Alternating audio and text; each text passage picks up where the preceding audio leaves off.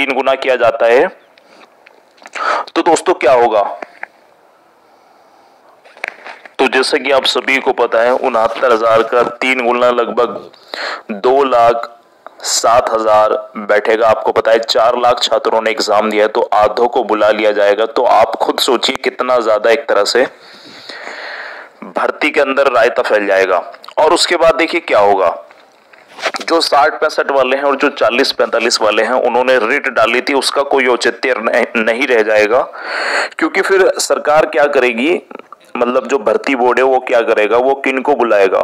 देखिए कुछ छात्रों के एकेडमिक मार्क्स अच्छे हैं और कुछ के सुपर टेट में अच्छे हैं। मान लीजिए कि सुपर टेट के अंदर किसी के 120 मार्क्स हैं, ठीक है, तो एकेडमिक उसके कम है तो उसका सिलेक्शन 101% हो जाएगा क्योंकि एकेडमिक कम है लेकिन सुपर टेट में अच्छे हैं।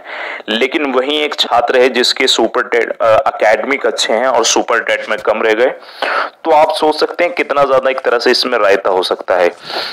और फिर देखिए सुपर टेट सरकार ने क्यों कराया, अगर 3 गुना छात्र बुलाने होते सरकार को तो टेट जिसके पास टेट है सरकार कह देती थी कि आप एलिजिबल हो, ठीक है, आप आराम से इसको फिल करो और उसके बाद आपकी एकेडमिक मेरिट देखी जाएगी और मेरिट के बेस पे आप सभी का सिलेक्शन हो जाएगा, ठीक है।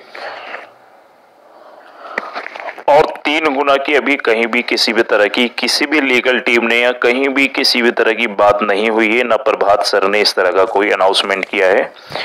क्योंकि अभी ऑर्डर रिजर्व हो गया है लेकिन पब्लिश नहीं हुआ है। अब जब तक पब्लिश नहीं हो सकता तो 3 गुने का कोई औचित्य नहीं है दोस्तों। अब देखिए सबसे पहली बात तो यही है कि अगर 3 गुना होता है तो सबसे ज्यादा नुकसान किन को होगा, सबसे बड़ा क्वेश्चन मार्क यही है। तो देखिए कहीं ना कहीं इसमें बीटीसी वालों का बहुत ही बड़ा नुकसान हो जाएगा। एक तो उन्होंने कम पार्टिसिपेट किया है, सबसे ज्यादा तो बीएड वाले हैं देखिए दोस्तों, और ये अच्छी बात है बीएड वालों को अच्छा खासा मौका मिला है इसमें। मैं इसलिए खुश हूं इसमें क्योंकि एक तरह से इक्वालिटी हुई है दोस्तों ये हमारे साथ बीएड वालों के साथ। क्योंकि बीएड वालों के खिलाफ एक याचिका डाल दी गई है हालांकि, लेकिन मैं आपको बता देता हूं कि बीएड वालों को कोई इस भर्ती से बाहर नहीं कर सकता और जितनी आने वाली भर्तियां हैं उसके अंदर भी बीएड वाले एलिजिबल कर दिए गए हैं क्योंकि 24वां संशोधन हो गया है बेसिक शिक्षा नियमावली एक्ट में।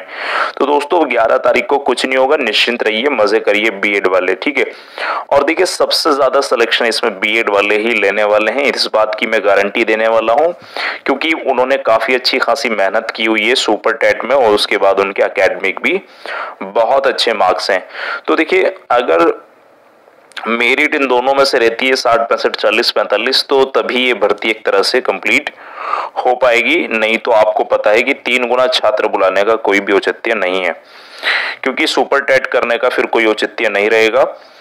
अब आपके क्वेश्चन दिमाग में घूम रहा होगा कि सर ऑर्डर क्या रहेगा 60, 65 या 40, 45। तो देखिए दोस्तों इसके बारे में ऑर्डर आने के बाद ही मैं कुछ कह पाऊंगा, उससे पहले मेरा कोई कहना मैं किसी के पक्ष में नहीं कह सकता दोस्तों। हालांकि आप सभी को पता है कि ऑर्डर किसकी तरफ आने वाला है, ठीक है, आपको इतना अनुमान हो गया होगा लेकिन फिर भी मैं नहीं कह सकता।